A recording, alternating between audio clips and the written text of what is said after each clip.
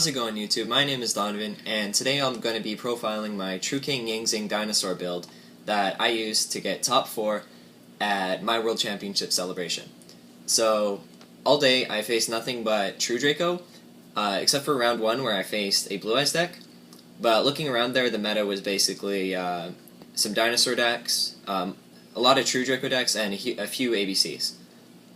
But also, like I said, I got top 4, so I won these 2 packs, so stick around till the end of the video to see me open them. So, starting off the main deck, we have the True King package. 3 Lithosagum, and 1 Agnemazud. Now, I honestly think that 3 Agnemazud is too much. I would rather go for the Field Spell package, but I definitely think 1, I definitely think you need 1, because it just gives you options. So say you already have 1 Lithosagum in your hand, and you have a diagram, you're going to want to search the Agnemazud off it. There's also a game that I grinded out against True Dracos just by looping these 2, because this guy specials him when he's destroyed by card effect, and this one adds him back to the hand when he's destroyed. So I looped them for a while, and that's how I was able to win. Also, his effect is really underrated. When you have 2 fires that you destroy to summon him, you can banish a card, so that's also really good. So definitely, I would always run at least 1 Agnemazud.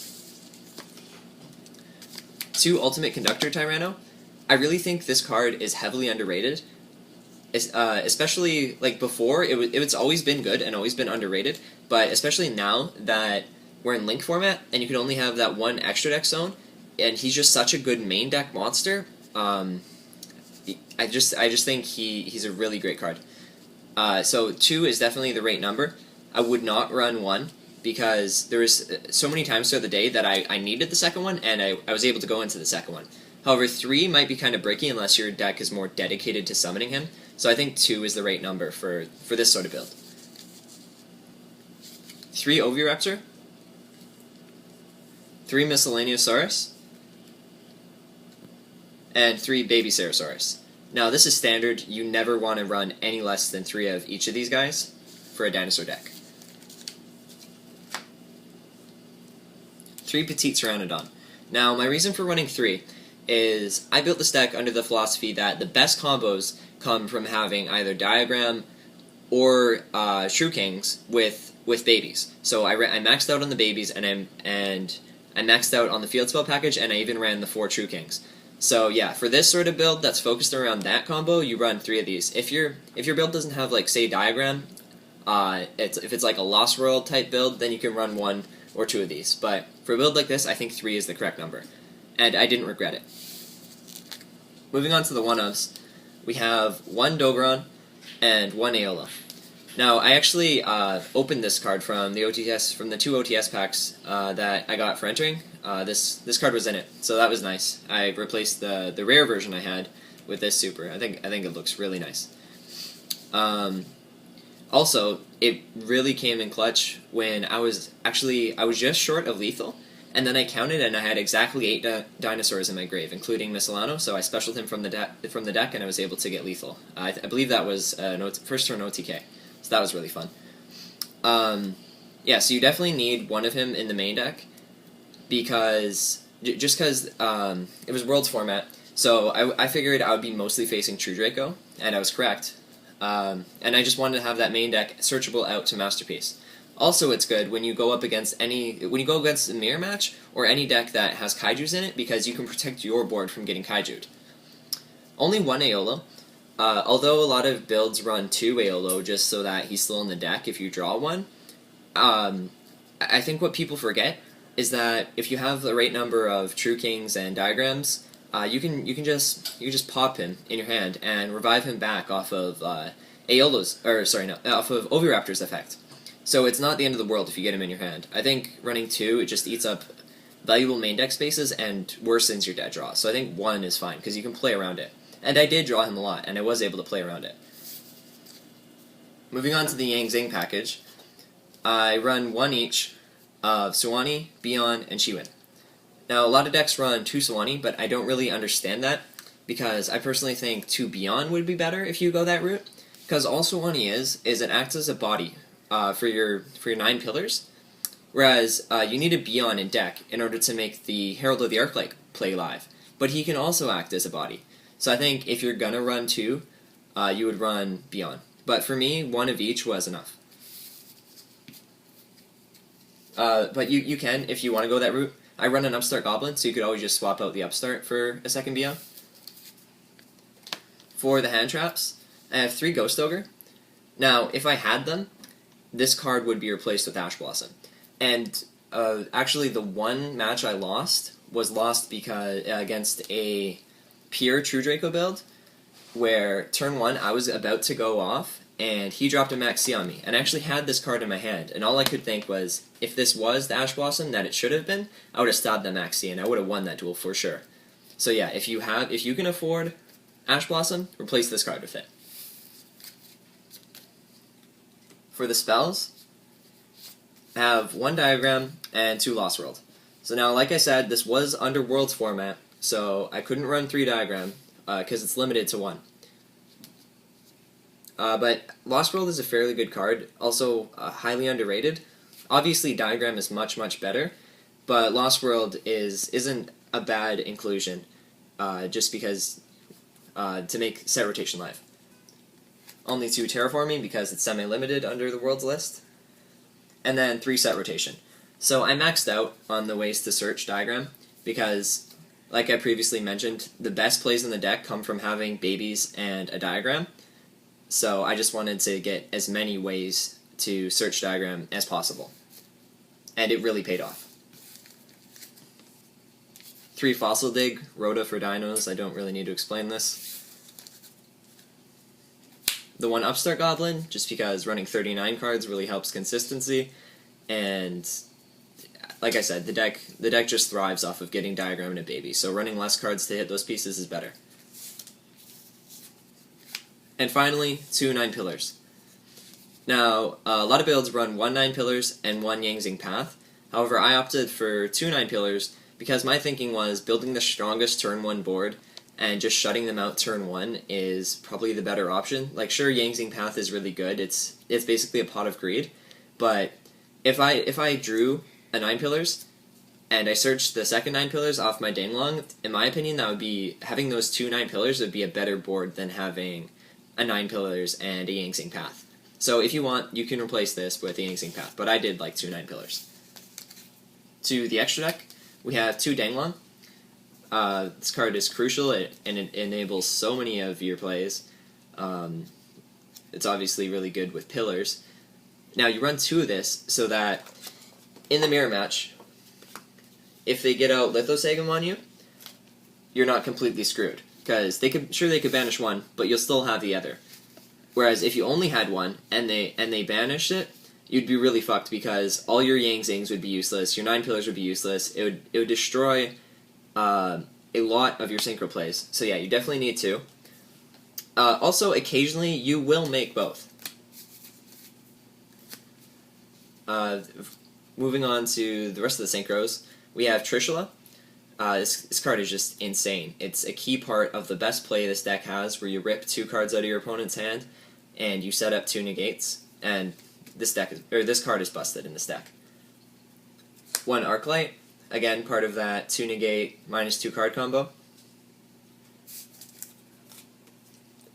1 Black Rose. Now I actually got to make this card on my opponent's turn in the tournament.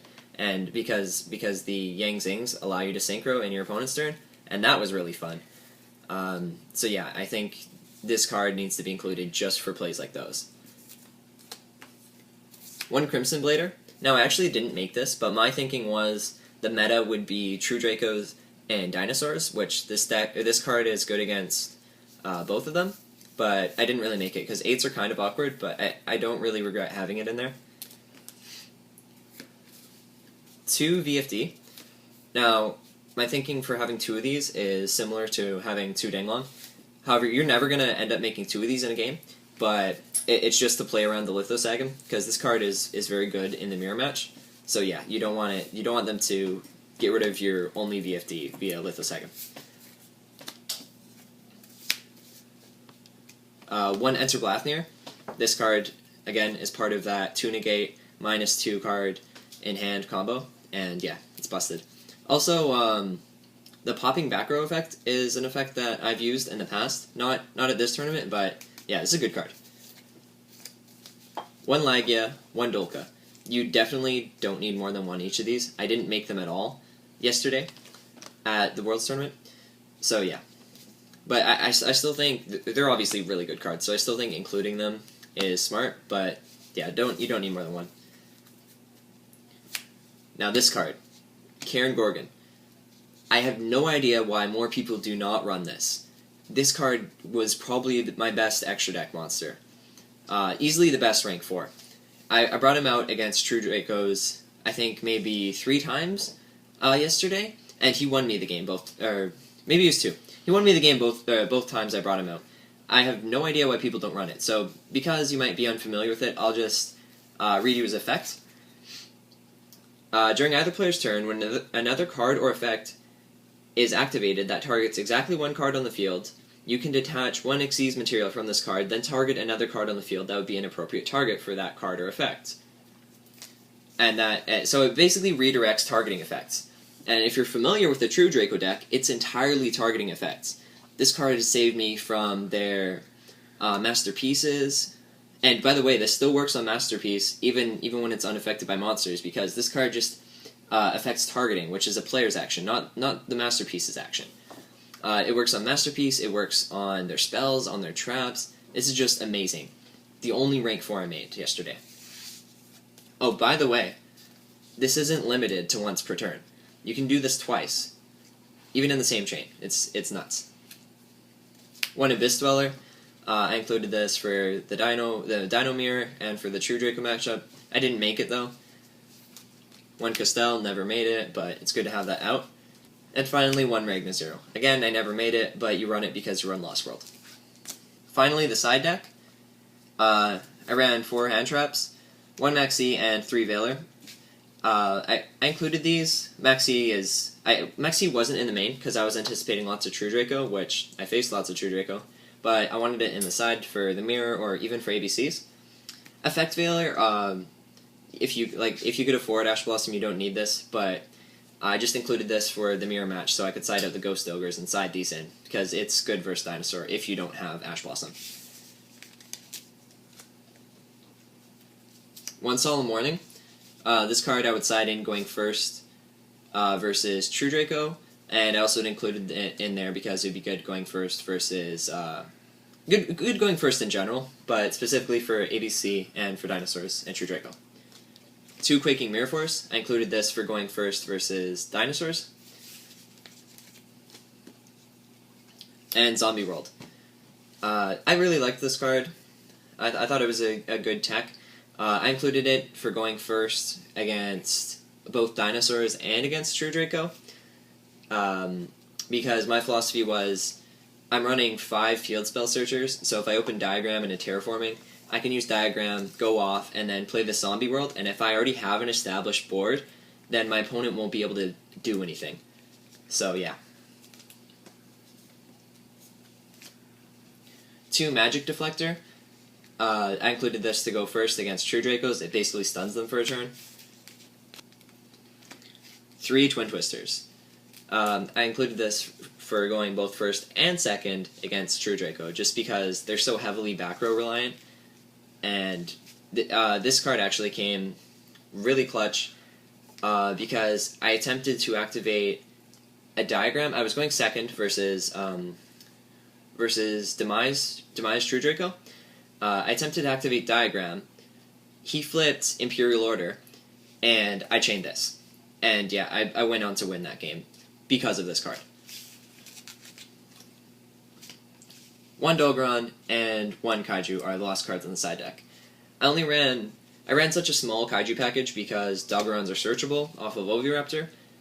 And I just didn't really have the space. I think this was the right number. Maybe you could include a second Gamma Seal, but yeah, I think this was enough. So yeah, sided in going second versus True Draco. Alright, now, if you've been watching this long, thank you, and here's your payoff. You can open up my prize packs.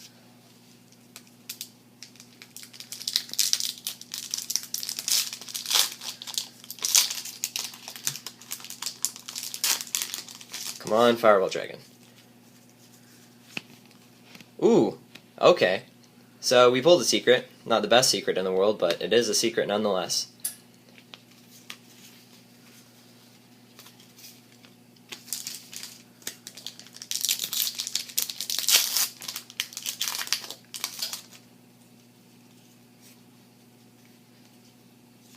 And Heavy Storm Duster. Okay.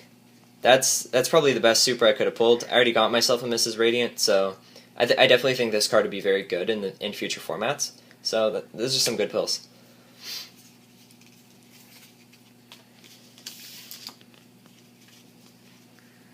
Alright, thanks for watching.